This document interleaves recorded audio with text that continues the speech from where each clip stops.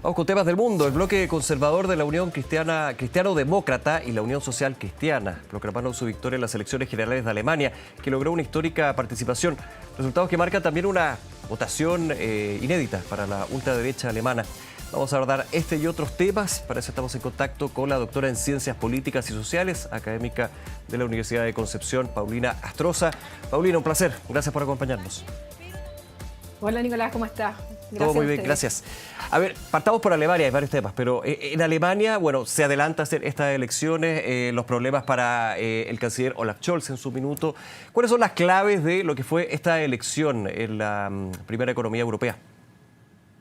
Lo primero es que estas son elecciones anticipadas porque la coalición semáforo, como se llamaba aquella que dirigía Olaf Scholz, no funcionó.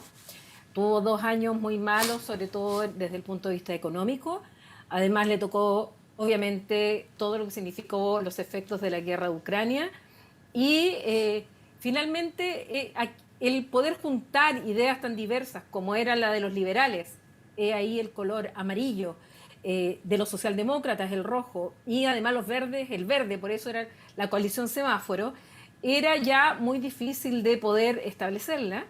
Y ocurrió lo que se temía, era que en algún momento alguno de estos partidos no estuviera de acuerdo, fue lo que pasó con los liberales, se salieron de la coalición y como es un sistema parlamentario, obviamente cuando se pierde la mayoría en el Bundestag, se llama, hay un voto de confianza que se perdió y por lo tanto a elecciones anticipadas. Y eso fue lo que ocurrió.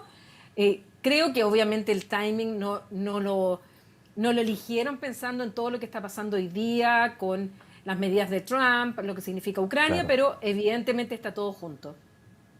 Sí, y aquí, claro, si uno empieza a contabilizar, los conservadores toman un triunfo, pero también la ultraderecha, y te quiero hacer una pregunta, aquí en hacer gobierno, el sistema parlamentario que tiene Alemania, que puede ser distante y lejano, digamos, al nuestro, pero para entenderlo, ¿por qué los conservadores, uno de los partidos populares, como se llama, no quieren formar gobierno con la ultraderecha y sí con los socialdemócratas, digamos, que son de una orientación distinta? Hay varios matices. Sí, bueno, lo primero que hay que explicarle a la gente es que es un sistema distinto al nuestro, por lo tanto el gobierno nace de la mayoría de los votos o los partidos en la Cámara, que en este caso es el Bundestag. Y es ahí donde hay que ver cuántos escaños obtuvo cada uno de los partidos. Y ahí se forma que el que tenga la mayoría, bueno, va a tener el gobierno.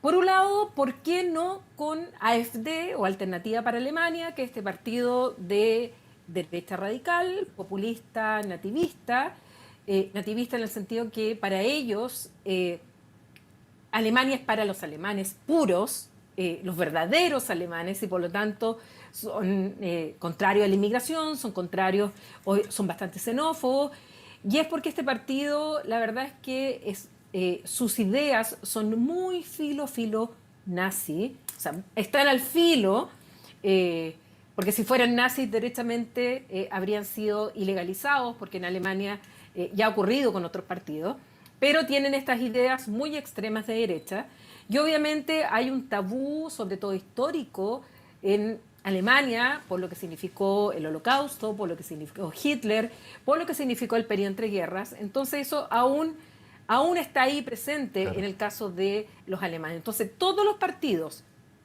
han dicho que no a negociar una coalición con Alternativa para Alemania. Claro, alemanes puros, o sea, si uno hace un poco de historia, lo que es la Alemania pre-Segunda Guerra Mundial, claro, hace una conexión bastante directa y por eso evidentemente estos partidos populares ven con mucho escepticismo lo que puede ser una afrenta o una popularidad aún mayor de este partido Alternativa para Alemania, ¿no? Claro, porque la verdad es que no solamente en Europa, sino que también en otros países del mundo, incluyendo América Latina, hay una ola bastante fuerte. Han habido varias olas de populismo, pero sí, claro, la última, si nos vamos a lo contemporáneo, desde el 90 en adelante, en Europa ha comenzado un populismo que por un lado está el populismo de derecha y está el populismo de izquierda. Y ambos han tenido de alguna manera un auge en desmedro de los partidos tradicionales de posguerra. Es decir, la centro derecha o la derecha tradicional y la centro izquierda o el Partido Socialdemócrata. Han sido ellos los que crearon esta Europa de posguerra, quienes en un momento tuvieron el 80% de los escaños del Parlamento Europeo. Estos partidos que crearon este estado de bienestar, esta Europa que sale de las dos guerras mundiales y que eran los partidos que formaron en definitiva estos estados, bueno, cada día han ido perdiendo votos, ya sea por la izquierda en algunas partes de Europa, sobre todo el sur, o por la derecha, como ha ocurrido en otros lugares. Y hoy día uno de los países a los que entra de manera fuerte ahora es justamente Alemania, que no es cualquier estado, y en el cual tú me dices por qué la CDU, la democracia cristiana, sí, que tiene además su vinculación o están hermanados con los socialcristianos de Baviera, bueno, porque ellos prefieren hacer una coalición con los socialdemócratas que con Alternativa para Alemania. Eso ha pasado en distintas partes. Austria, recién, y eso no es noticia, lamentablemente es noticia decir que la ultraderecha va ganando, pero no se dice que Austria hace unos días atrás hizo lo mismo. Los partidos finalmente formaron una coalición de gobierno dejando fuera a la ultraderecha. Lo acaba de hacer Austria. Y eso ha pasado en algunos estados donde lo han incluido dentro de la coalición, ya la elección siguiente han perdido. En otras han hecho esto que se llama cordón sanitario, donde se le hace como que no van a negociar con ellos, que no los van a hacer parte de integrarlos en un gobierno, como lo que ha ocurrido ahora en Alemania. Lo que sí hay que decir que no es primera vez que habría un gobierno de gran coalición, que así se llama, GroKo, le llaman en Alemania, donde está la CDU junto con el SPD, es decir, la centro derecha con la centro izquierda. Angela Merkel gobernó también en gran coalición. Claro. Esta sería técnicamente la cuarta gran coalición, con la diferencia que sería una pequeña gran coalición, porque estos dos partidos ya no tienen tantos votos como antes. Ahora, ¿y cuál sería la diferencia con el gobierno anterior, liderado por Olaf Scholz, digamos, y que termina con una moción de confianza y luego anticipar las elecciones? ¿Qué podría marcar la diferencia ahí? Hay varias. La primera es que los tripartitos generalmente no funcionan. Son estas coaliciones bipartidas de dos grandes partidos, que en este caso yo te decía que es el SPD con la CDU más la CSU. En segundo lugar, que aquí quien ganó, a diferencia de la elección anterior, es la derecha tradicional, es la CDU. En cambio, en la elección anterior, quien había ganado había sido el SPD, claro. Digamos los socialdemócratas. En la oposición estaba la CDU, en el gobierno que todavía está gobernando, digamos, hasta que se forme esta nueva coalición y asuma, en definitiva, Friedrich Merz, que todavía no ha ocurrido. Pero esa es la otra diferencia. La otra diferencia está en que los verdes, en principio, no estarían dentro de la coalición, estarían en la oposición. Los liberales desaparecen del mapa. Los liberales que estaban siendo parte del gobierno, que finalmente hacen colapsar la coalición semáforo, como se llamaba a esta coalición, bueno, hoy día no logran el umbral del 5%, por lo tanto no tienen parlamentarios en el Bundestag. Y además se van a encontrar con que Alternativa para Alemania ha doblado su representación, hoy día sacó un 21% de los votos y sobre todo ha ganado en los 5 estados federados que eran la antigua República Democrática Alemana. Ahí es donde tiene su fortaleza AfD, lo que es de alguna manera una paradoja, porque ellos son muy anti-inmigración y resulta que donde menos inmigración hay es en esta parte de Alemania. Donde más inmigración hay es en la parte más occidental y sin embargo ahí estos partidos no tienen la misma fuerza que en el lado este. Y también hay que agregar otro dato, que en esta legislatura, en la anterior estaba fuera la izquierda, Die Linke, que ya nos vamos más a la izquierda de los partidos, y que en esta oportunidad logró casi un 9%, donde ganó muchos votos, sobre todo en los jóvenes menores de 25 años, y gana en Berlín. En Berlín la izquierda gana con un 21%, con una campaña de 2 meses que ha sido bastante celebrada, que fue muy buena, y hoy día ayer estaban felices de poder entrar, a diferencia de Alternativa para Alemania, que si bien saca un triunfo notable, esperaban mucho más y las caras no estaban tan contentas como ellos esperaban. Sí, ahora, varios temas que va a tener que ver cómo se va rebarajando Alemania en términos políticos, no solamente temas de Alemania, sino temas del continente, temas que son mundiales finalmente. Y te quiero hacer el link un poco con lo que está sucediendo con Ucrania. Claro, Alemania, como potencia europea, ha sido bien relevante en estos años desde que comienza la invasión a Ucrania, ya 3 años.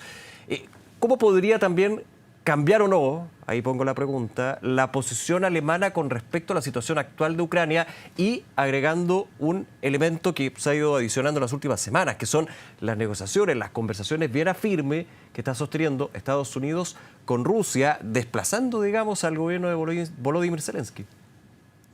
Mira, lo primero es que tenemos que saber que Friedrich Merz, que va a ser probablemente el próximo canciller en Alemania, sí, era un rival absoluto de Angela Merkel. De hecho, Angela Merkel lo sacó hace años atrás de la carrera política y siempre tuvieron opiniones distintas respecto a lo que debía ser la CDU. Hoy día la CDU y sobre todo la visión de Merz es mucho más de derecha que lo moderado y centrista que era Angela Merkel. Así que ahí va a haber ya algo distinto.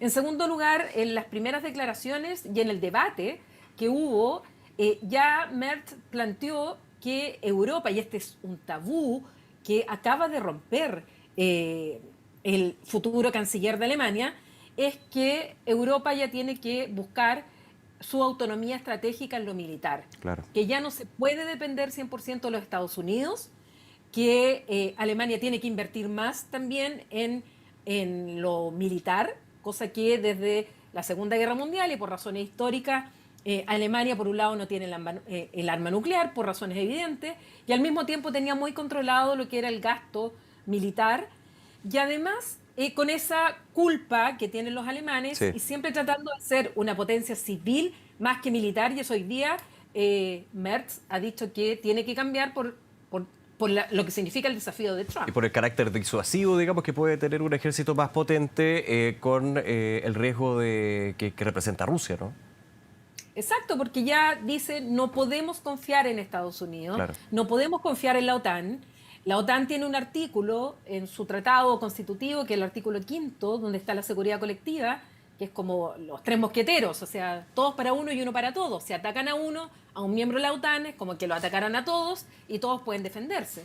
Pero ya no confían en que Donald Trump vaya a hacer uso de ese artículo 5 si Rusia llegara a atacar a alguno de los estados de la OTAN, porque incluso en un momento Donald Trump de manera bastante torpe dijo que si Rusia atacaba a algún país, si alguno atacaba a algún país de la OTAN que no estuviera al día en el pago de las contribuciones, que es invertir el 2% del Producto Interno Bruto en defensa, Estados Unidos no iba a concurrir a ayudarlos en ese ataque armado, es decir, no aplicar el artículo 5.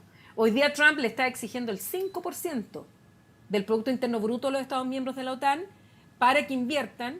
Y acaba de haber una conferencia de prensa en la Casa Blanca donde Emmanuel Macron incluso contradijo ante las cámaras, sí, y frente a Donald Trump, le dijo que no era efectivo, que Estados Unidos era el que más había aportado a Ucrania, porque está pidiendo que le reembolsen, claro, sino que era Europa con un 60% que se le ha dado a Ucrania y por lo tanto lo corrigió delante de todo, lo que está hoy día siendo, antes de entrar a la entrevista lo estaba viendo en los medios. Sí, y déjame hacer un punto también ahí. ¿Cómo ves tú lo que es la estrategia de Donald Trump frente a esta situación de Ucrania? De hecho, ya la semana pasada tildaba a Volodymyr Zelensky de dictador. Hoy día se le preguntaba, bueno, pero ¿por qué habla de dictador con un Zelensky y no con un Putin? Bueno, es un concepto que no uso que no lo uso a la ligera, digamos, decía. O sea, poniendo bien claro el punto y el camino que va a llevar alguien que está muy lejos de Ucrania, muy lejos de Rusia, pero que evidentemente tiene una voz muy potente, ¿no? La verdad es que la política exterior, la cual ha sido ya determinada por Donald Trump en este primer mes que lleva de gobierno, es brutal. Hay un cambio, pero un giro total, incluso contra las promesas del mismo en campaña, porque él prometió hacer a Estados Unidos grande de nuevo, Sí. él prometió Estados Unidos para los americanos y que no se iba a meter en asuntos externos, sino solamente iba a concentrarse en lo que es Estados Unidos, sobre todo la parte económica, y sin embargo, casi todas las medidas que ha adoptado, todas las órdenes ejecutivas, casi un porcentaje altísimo, tiene que ver con el exterior, pero además tiene mucho que ver con este giro que ha hecho respecto a Ucrania en relación a Biden, y en el cual no solamente lo vemos negociando directamente con Rusia, sino que además uno se pregunta a título de qué está negociando. A título de mediador, a título de buenos oficios, mandatado por quién, por qué solamente con Rusia y no quiere incluir a Zelensky, que en Claro. definitiva el Estado agredido, y Donald Trump, además, todo lo que ha planteado respecto a lo que debiera ser un acuerdo de paz, es todo lo que quiere Putin.